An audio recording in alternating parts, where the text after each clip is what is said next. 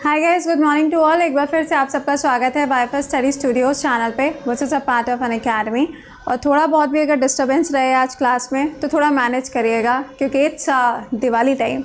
तो दिवाली टाइम पे आपको पता ही है, कभी भी पटाखे चलने लगते हैं, कभी भी कुछ भी रहता है, राइट। चलिए अच्छा, तो सबसे पहली चीज़ तो यहाँ पर ये है कि पिछले एक हफ्ते से सुबह 5 बजे का क्लास आपका नहीं हो रहा था ड्यू टू, आपको भी पता है। तो आज से जो आपका क्लास स्टार्ट होने जा रहा है, आप सबको पता है कि एसएससी जेडी का जो एग्ज़ाम है वो अभी नवंबर के मिड में लगा हुआ है। तो यहाँ पर हम लोग सारे प्रीवियस ईयर क्वेश्चन सॉल्व करने वाले हैं, जो अभी पहले पूछे जा चुके हैं, उन सारे क्वेश्चंस को सॉल्व करेंगे। इसके अलावा आपको एक चीज़ और बता दें कि यूपीएसआई की जो डेट है वो आप सबको मालूम है कि आ चुकी है। तो इसके लिए जो क्लास आपका चलेगा वो 10:30 बजे के स्लॉट में रहेगा। कहाँ पर ये क्लास होगा? तो this will be on Unacademy, ठीक है। कितने बजे? 10:30 बजे। सेकेंडली, जेडी के लिए जो आपका मॉक टेस्ट सीरीज़ है जो कि पूरे एक हफ्ते चलेगी, तो ये क्लास आपका होगा दोपहर में 2 बजे। और ये क्लास भी कहाँ पर रहेगा? अनअकैडमी पे होगा। तो दोनों क्लासेस को मिस मत करिएगा। आधे घंटे के मैक्स टू मैक्स 45 मिनट्स के क्लासेस होते हैं। एंड ये क्लासेस आपके लिए बहुत ज़्यादा यूज़फुल होने वाले हैं, ये आपको भी पता है, बताने की ज़रूरत नहीं है। तो चलिए ज़रा शुरुआत करेंगे यहाँ पे। लेकिन इसके साथ में एक चीज़ हमेशा जो आपको याद रखनी है, 6:45 AM पे जो आपका करंट अफेयर्स का क्लास होता है, that is your life line. और जिस दिन आपको ये बात समझ में आ जाएगी, उस दिन आपकी नैया पार हो जाएगी। तो आइए शुरुआत करते हैं सवालों की। देखो, यहाँ पर एक चीज़ का खास ख्याल रखिएगा, MTS हो, JD हो, तो कई बार ऐसा होता है कि कुछ क्वेश्चंस ऐसे होते हैं जो दोनों के अंदर सेम हो जाते हैं, राइट। तो यहाँ पर इस चीज़ का थोड़ा ख्याल रखना पड़ेगा आपको कि जो क्वेश्चंस आपसे पूछे जा रहे हैं वो किस पैटर्न पे हैं, क्योंकि दोनों का जो लेवल होता है वो सेम ही होता है, उसमें कोई चेंजेस नहीं होते हैं। तो यहाँ से हम लोग क्वेश्चंस की करेंगे शुरुआत। बस यहाँ पे एक चीज़ का ख्याल रखना है आपको कि क्वेश्चन थोड़ा भी मोल्ड अगर होगा तो वहाँ पर आपको टेंशन नहीं लेना, बल्कि आपको उसको सॉल्व करके आना है, राइट। चलिए अच्छा, तो यहाँ पे देखते हैं प्रीवियस ईयर पेपर के अंदर क्या क्या क्वेश्चंस पूछे गए हैं। पहला सवाल, कहा जा रहा है कि आरबीआई जो है वो रेगुलेट करता है कमर्शियल बैंक के कौन कौन से मैटर को। कमर्शियल बैंक का मतलब हो गया, फॉर एग्जांपल एसबीआई की बात करते हैं, या फॉर एग्जांपल हम आरबीआई की बात करते हैं। तो ये सब क्या है? ये सब खुद में एक कमर्शियल बैंक है। तो कमर्शियल बैंक के अंदर कौन कौन सी चीज़ें होती हैं जिसको रेगुलेट किया जाता है? कोई भी बैंक अगर मर्ज होना है तो आपको पता है फाइनेंस मिनिस्ट्री के द्वारा इसका अनाउंसमेंट होता है। अभी आपने देखा कि टोटल कितने यहाँ पे बैंक हो चुके हैं, 12 बैंक बचे। दूसरा, कोई भी अगर ब्रांच का एक्सपेंशन करना है, ब्रांच को बढ़ाना है, कहीं पे मान लो मुंबई के अंदर ब्रांच है, अब उसको कोलकाता के अंदर भी खोलना है, तो this will be done by RBI. अगला है लिक्विडिटी एसेट। कितना एसेट आ रहा है, कितना एसेट बढ़ रहा है, कितना कम हो रहा है, कैसे उसे मैनेज करना है, क्या लेवल रहेगा, ये सारी चीज़ें कौन देखता है? यहाँ पर आरबीआई के द्वारा रेगुलेट किया जाता है। क्वेश्चन नंबर 2 पे आइएगा, how many national waterways are there in India. India के अंदर अगर हम वाटरवेज की बात करें तो टोटल कितने हैं? तो आप आंसर करोगे कितना? 111 है। लेकिन कितने फंक्शनल हैं? तो अगर फंक्शनल की बात करी जाए, वाटरवे है, हाईवे नहीं है, दोनों में डिफरेंस होता है। वाटरवे पूछे जाएंगे, फंक्शनल कितने हैं, तो आपको 6 मिलेंगे। इसमें से याद रखिएगा, नेशनल वाटरवे 1 के ऊपर क्वेश्चन बन सकता है, जो कि कौन सी नदी के ऊपर है? गंगा नदी के ऊपर आपको मिलेगा। इसके अगर हम लोकेशन की बात करें तो ये आपको वाराणसी वाले एरिया से जाता हुआ मिलेगा। कहाँ तक? हुगली तक आपको इसकी लोकेशन मिलती है। ये सवाल पेपर के अंदर पहले भी आ चुका है, तो बी प्रिपेयर। अगला, the length of Indian coast line. अगर हम इंडिया के कोस्ट लाइन की बात करें तो आप सबको पता है कि इंडिया की जो कोस्ट लाइन है, टोटल अगर हम एरिया मिलाएं लैंड का और आइलैंड्स का, तो कितना होता है? 7516.5.6 जो भी है। लेकिन यहाँ पे आपसे कहा जा रहा है कि टोटली आपको बताना है, तो इसका आंसर क्या करोगे? तो आंसर ये मार्क कर दोगे। बट सपोज करो अगर आपसे क्वेश्चन के अंदर सिर्फ लैंड लिख के पूछा जाता तो आप आंसर कितना करते? इतना। कहाँ से कहाँ तक? गुजरात से लेके वेस्ट बंगाल।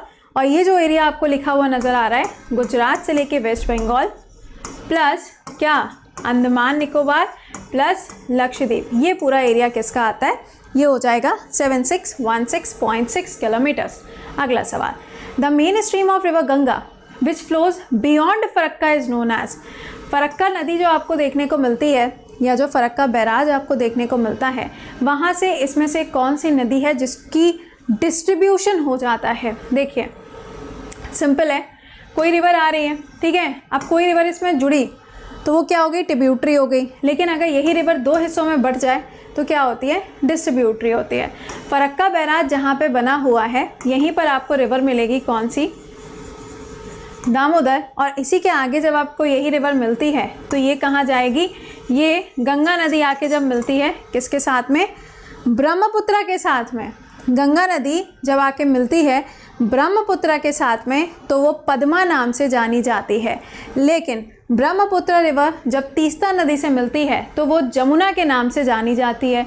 आपसे सवाल में गंगा पूछा जा रहा था तो तुम आंसर क्या करोगे, आंसर करोगे क्या, पद्मा। ठीक है, नेक्स्ट क्वेश्चन पे आइए।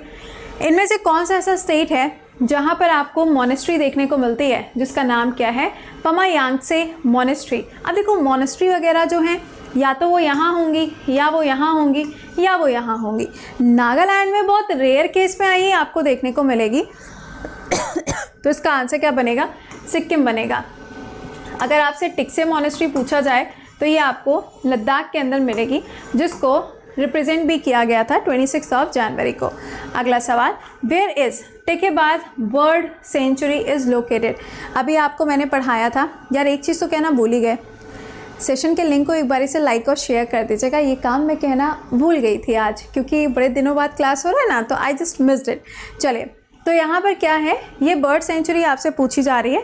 लेकिन अगर तुमसे सवाल में पूछा जाता है कि ये आंसर करो कि अभी हाल ही में बर्ड ऑफ द ईयर का खिताब किसको गया है, तो वो न्यूजीलैंड के अंदर जो बैट पाया गया था, चमगादड़ जो पाया गया था, उसको वो अवार्ड दिया गया था। कमेंट बॉक्स में आंसर करके बताइएगा उस बैट का नाम क्या था। इसका आंसर क्या बनेगा, केरला। अगला सवाल, which of the following Indian river form an estuary. इसमें से कौन सी ऐसी नदी है जो एस्चुरी बनाती है। भैया ये तो है नहीं, ये तो डेल्टा बनाती है बंगाल की खाड़ी में। ओके, ये भी डेल्टा बनाती है, ये भी डेल्टा बनाती है। आंसर क्या होगा, Tapi will be the correct answer. तो तापी इसका आंसर बन जाएगा। अगला सवाल, कहा जा रहा है कि कश्मीर की जो घाटी है वो हिमालय के कौन कौन से क्षेत्रों के बीच में देखने को मिलती है। ये क्वेश्चन मैंने आपको कराया भी हुआ है और ये सवाल पूछा भी गया है। अब आंसर करके तुम बताओ इसका आंसर क्या बनेगा। देखिए, शिवालिक और पीर पंजल, तो देखो शिवालिक आउटर मोस्ट रेंज है। सवाल में कश्मीर पूछा जा रहा है तो कश्मीर तो ऊपर की साइड है, तो शिवालिक तो बाहर हो गया। अब देखो कहीं और शिवालिक लिखा हो तो उसको उड़ा दो, नहीं लिखा है। अगला देखो यहाँ पे क्या लिखा है, जास्कर। अब जास्कर जो है वो तो ट्रांस का पार्ट है, पूछा जा रहा है कश्मीर, तो जास्कर को भी उड़ा दो, जास्कर को भी उड़ा दो। बचा क्या, ऑप्शन नंबर बी यहाँ पे से बच रहा है, राइट। लेकिन एक बात पे थोड़ा सा ध्यान दीजिएगा, वो ये है कि मैंने आपको बताया था कि जो धौलाधर है, ध्यान दो सुनना, धौलाधर जो है वो आपको हिमाचल प्रदेश के अंदर मिलता है। सिंपल सी बात है। शिवालिक जो है इसका दूर दूर तक कोई वास्ता नहीं है, तो ये बाहर गया और ये भी तो बाहर हो गया।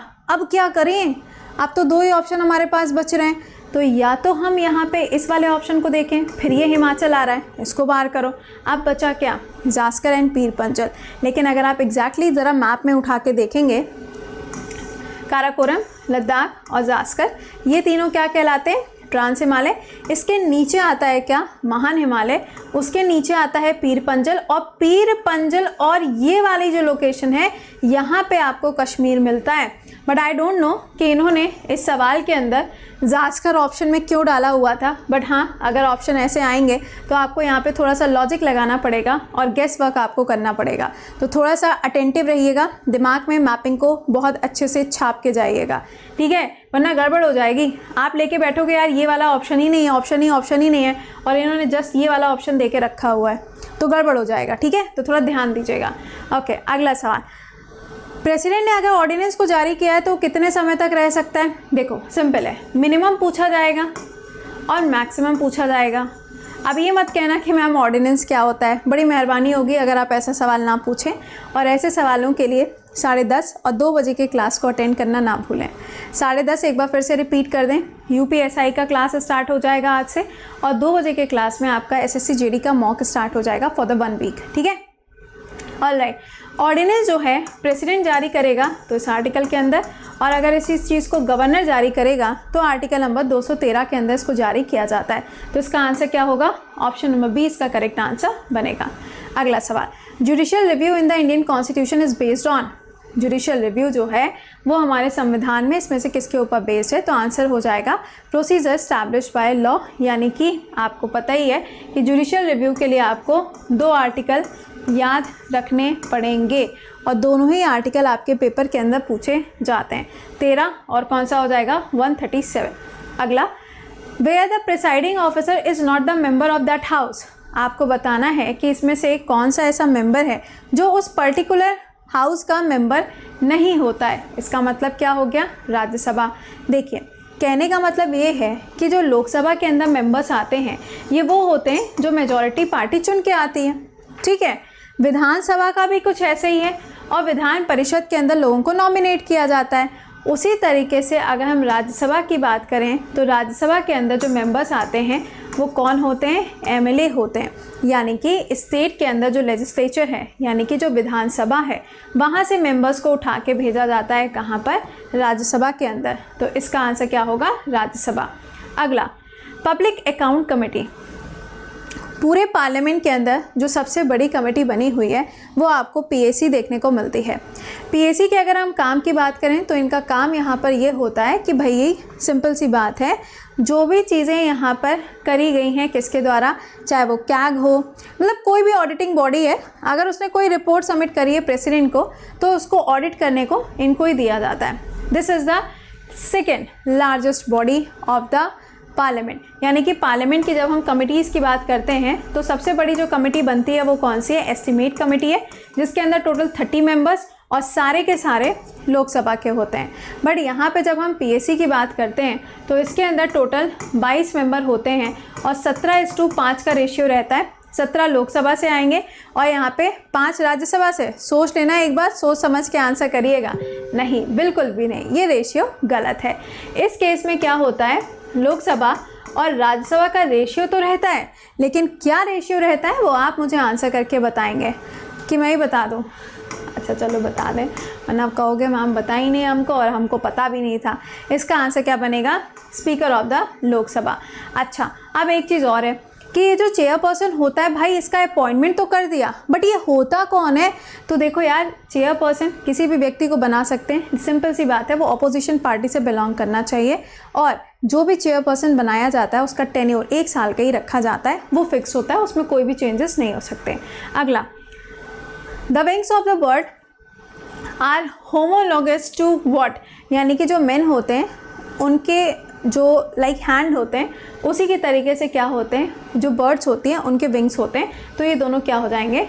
कॉमन हो जाएंगे। अगला सवाल, wilting of plant occurs due to excessive. आपने देखा होगा कई बार जो पेड़ पौधे होते हैं उनमें डिफरेंट डिजीज़ हो जाती हैं। कुछ में ऐसा होता है पत्तियों का कलर चेंज हो जाता है, कुछ में ऐसा होता है पक्की पत्तियां जो होती हैं साइड में मुड़ जाती हैं, मतलब डिफरेंट प्रॉब्लम आती है। तो यहाँ पे कहा जा रहा है कि जब प्लांट्स में विल्टिंग होती है तो ये किसकी ज़्यादा होने की वजह से होती है? तो ये ट्रांसपिरेशन इसका आंसर बनेगा। अगला, एड्स वायरस किस चीज़ को डिस्ट्रॉय करता है? तो इसका आंसर बनेगा लिम्फोसाइट्स को ये डिस्ट्रॉय कर देता है। लिम्फोसाइट्स हैं या न्यूट्रोफिल्स हैं, मोनोसाइट्स हैं, इनके ऊपर यूजुअली क्वेश्चंस बनते हैं, तो थोड़ा सा इनको ध्यान दीजिएगा। अगला, विच of the following plant pigment absorb in red and far red region of the light. देखो सिंपल सी बात है, यहाँ पे एब्जॉर्ब इन रेड लिखा हुआ है तो इसका आंसर क्या बनेगा? फाइटोक्रोम इसका आंसर बनेगा। फाइटो का मतलब क्या है? लाइट है। अगला, विच of the element is found in all organic compound, इसमें से कौन सा ऐसा एलिमेंट है जो आपको सारे के सारे कंपाउंड्स में देखने को मिलता है? तो सिंपल है यार, मैक्सिमम जब आप फॉर्मूले लिखते हो है ना, तो वहीं पे आपको क्या मिलता है? कार्बन की मुंह दिखाई हर फॉर्मूले के अंदर होती है। मैक्स टू मैक्स आप जितने फॉर्मूले देख लो सब में इसकी मुंह दिखाई होती है। अगला, which among the following planet is smaller in size than the earth, इसमें से कौन सा ऐसा प्लैनेट है जिसका जो साइज़ है वो अर्थ के कंपैरिजन में क्या है? कम है। तो इसका आंसर क्या बनेगा? सोचो, देखो लार्जेस्ट प्लैनेट की बात करी जाए तो जुपिटर हो जाएगा, स्मॉलेस्ट की बात करी जाएगी तो यहाँ पे क्या बनेगा? क्या बनेगा? वीनस बनेगा। ठीक है, चले नेक्स्ट पे आइए। The circle of illumination divides earth into 2 hemisphere which is known as, यानी कि जो अर्थ है इसको 2 हेमिस्फीयर में डिवाइड किया जाता है और आपसे कहा जा रहा है कि ये जो डिवीजन होता है हेमिस्फीयर के अंदर, ये लाइट लिखा है इल्यूमिनेशन का मतलब क्या है, लाइट। तो किसके बेसिस पे होगा, ऑब्वियस सी बात है दिन और रात के बेसिस पे होगा, है ना। 6 महीने दिन 6 महीने रात, कहाँ पर, पोल्स वाले एरिया पे। अगला, who discovered the solar system, solar system किसके द्वारा डिस्कवर किया गया, तो इसका आंसर क्या हो जाएगा, कॉपरनिकस के द्वारा इसको डेवलप किया गया, या फिर इसका जो कॉन्सेप्ट है, इसका जो पूरा प्रोसेस है वो बताया गया। सोलर सिस्टम जब भी पूछा जाएगा तो हो सकता है आपसे बिग बैंग थ्योरी पूछ ली जाए। बिग बैंग थ्योरी के केस में ये ध्यान रखिएगा कि अगर आपसे सवाल बनता है तो बिग बैंग थ्योरी में आपसे पूछ सकते हैं कि थ्योरी किसके द्वारा दी गई, वो आप मुझे कमेंट बॉक्स में बताएंगे।